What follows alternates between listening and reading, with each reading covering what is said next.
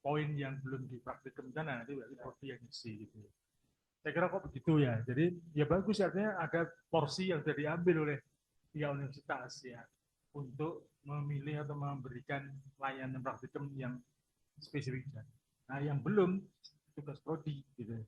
Tadi katanya yang di mana Capil, nah, dia punya lab di tingkat yang agak lebih apa detail ya peralatannya. Itu milik prodi atau milik punya bapak BDSI? Oh di prodi. Oh langsung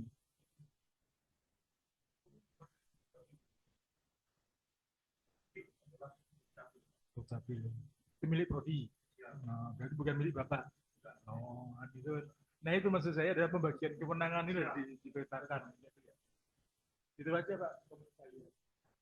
Dan bagus artinya itu membatasi mana yang ada dan mana yang tidak ada.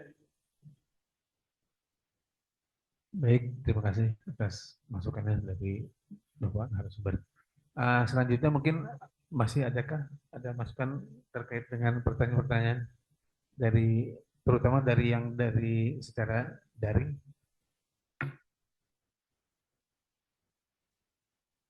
Dari Ibu Etin, mohon maaf, mungkin mau ada masukan lagi, Mas ada.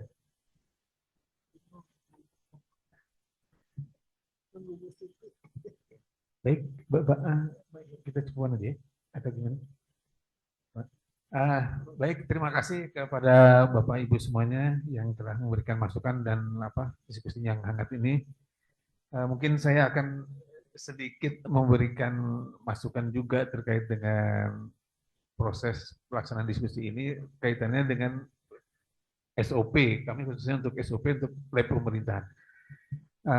Setelah kami pahami tadi dari masukan-masukan ini, mungkin yang kita perlu menjelaskan SOP ini dengan standar mutu dari perguruan tinggi yang ada di kita, perlunya penjelasan. Kemudian kita juga harus sesuai kriteria akreditasi yang berlaku di IPDN ya.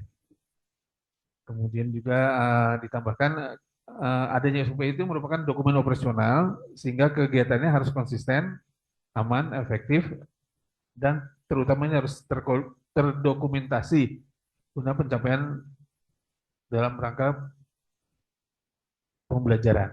Jadi ini SOP ini sangat penting sekali. Kemudian dari SOP-nya sendiri bahwa SOP laboratorium pemerintahan ini intinya untuk menjamin keseragaman dan pelaksanaan kegiatan laboratorium serta menjamin mutu layanan praktikumnya. Dan ini kaitannya juga jaminan ada terkait dengan penelitian dan pengabdian masyarakat. Ini yang mungkin nanti lebih difokuskan di bagian LPTSI yang lebih secara teknisnya. Mungkin itu saja dari kami. Mungkin untuk penutup kami persilakan Pak Dokter itu untuk memberikan tambahan. Terima kasih. Baik, terima kasih Pak Ahmad Nur Sutekno. Juga terima kasih disampaikan kepada Bapak narasumber Pak Dr. Suranto yang dari pagi sampai siang mendampingi kita semua berdiskusi, juga memperkenalkan hal-hal yang mungkin kita luput atau belum sempat meriksa, terutama terkait dengan LAM Infocom dan LAM SPAK. Tapi LAM SPAK mungkin sudah sering kita bicarakan, tapi LAM Infocom mungkin kita nggak semuanya sempat turut serta membahas, tapi kecuali mungkin trip yang pernah diskusi dengan LAM Infocom, dan kita jadi tahu.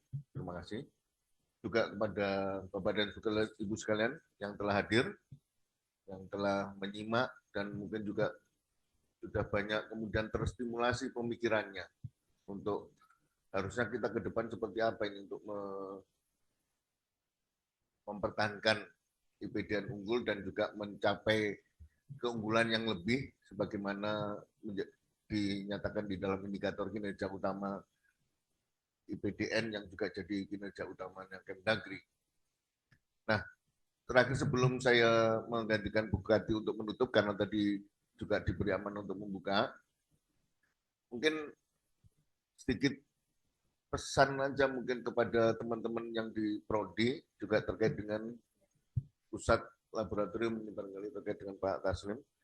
Sepertinya kita perlu mendudukkan juga bahwa terkait dengan Prodi mungkin regulasinya atau pengaturannya bisa ditetapkan di LPDSI, terutama di pusat laboratorium.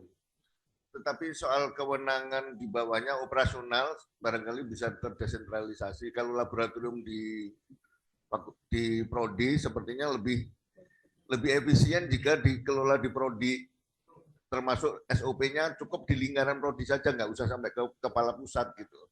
Karena nanti supaya mempercepat saja proses untuk misalkan peminjaman ruangan, peminjaman laboratorium dan sebagainya di level-level Prodi, nggak perlu sampai ke kapus gitu loh. Nanti kapus nggak bisa tidur setiap peminjaman ruangan. Ya, nah, dan sepertinya yang dipegang atau di dalam otorisasinya Pak Kapus lebih kepada laboratorium yang bersifat strategis IPDN terkait dengan mata kuliah institut akan lebih ini untuk dijaga di situ. Sementara yang di Prodi, para Kaprodi sepertinya perlu menjinglengin kurikulum kita. Apa sih yang diperlukan laboratoriumnya terkait dengan kurikulum kita dan core kompetensinya melihat dari CPL kita, gitu, CPL dari Prodi tersebut, sehingga jangan sampai core kompetensinya aja dibilang di situ ada mata kuliah praktikum, tapi laboratoriumnya nggak pernah ada gitu. Perlu diadakan, tapi barangkali dalam satu laboratorium bisa lebih dari satu tema. Nanti nama laboratoriumnya bisa kita beri sebutan spesifik, bukan hanya satu laboratorium, judulnya satu laboratorium sesuai dengan nama prodi. Menurut saya malah nggak spesifik, tapi lebih spesifik tertentu. Nah, kemudian begitu ada yang double digunakan untuk prodi lain, bisa diangkat di level fakultas sebelum naik ke pusat laboratorium. Tapi kalau fakultas sudah nggak ingin mengelola tersebut, bisa juga dinaikkan ke strategis institut saja, barangkali gitu ya. Ya.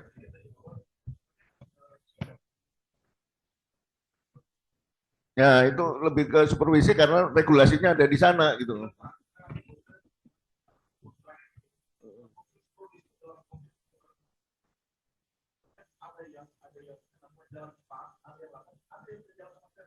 Ya, karena masih bingung laboratoriumnya apa itu. Nah, itu tugasnya pusat laboratoriumnya Bapak. Ya. Ya, jadi mengingatkan kembali saja saya sebelum melakukan penutupan ini karena ya supaya kita semua jadi jalan bersama-sama gitu dalam irama yang harmonis gitu, bukan terlalu pincang, ada disparitas yang terlalu tinggi seperti yang disampaikan Pak Kapus tadi, masih ada yang pincang, ada yang belum jalan, nah ke depan kita jalan semua walaupun ada yang masih agak lambat dan ada yang cepat. Karena keberhasilan suatu proses, kecepatan suatu proses akan ditentukan oleh yang paling lambat loh Bapak dan Ibu sekalian. Betul.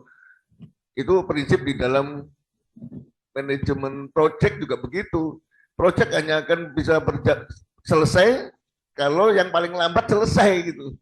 Iya, karena kalau yang paling lambat gak selesai sementara dia ada di yang strategis, ya nggak bisa ditinggal gitu. Baik ya, Bapak dan Ibu sekalian, demikian untuk kita selanjutnya bisa meningkatkan apa laboratorium kita di masing-masing prodi, kemudian SOP-nya apa saja yang harus kita siapkan sebelum mengajukan reakreditasi pada tahun-tahun berikutnya, terutama yang mau akreditasi TRIP di level D4, kemudian di level S2 studi terapan ilmu pemerintahan juga sebaiknya mempersiapkan hal tersebut.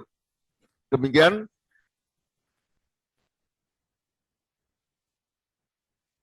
Oh, undangannya sama dengan ini.